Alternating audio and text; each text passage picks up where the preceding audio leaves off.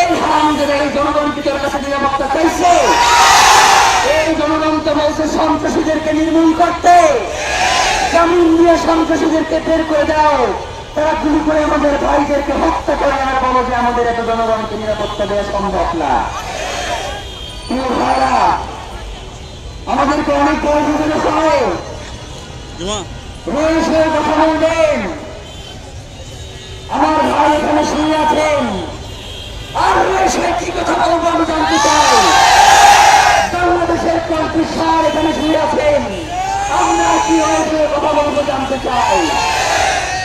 এই শরীফ ওসমান হাদি তিনি বাংলাদেশে ইনসাফ কায়েম করতে চেয়েছেন এবং তিনি বাংলাদেশের চৌধুরী জনতাকে আহ্বান জানিয়েছেন যে আপনার ইসলাম কায়েমের পূর্বে ইনসাফ কায়েম করেন, কারণ ইনসাফ কায়েম হয়ে অটোমেটিক্যালি 80% ইসলাম কায়েম হয়ে যাবে। সুতরাং শত্রুর সাথেও যাতে ইনসাফ হয় তার কথা ওসমান হাদি আমাদেরকে বলে গেছেন।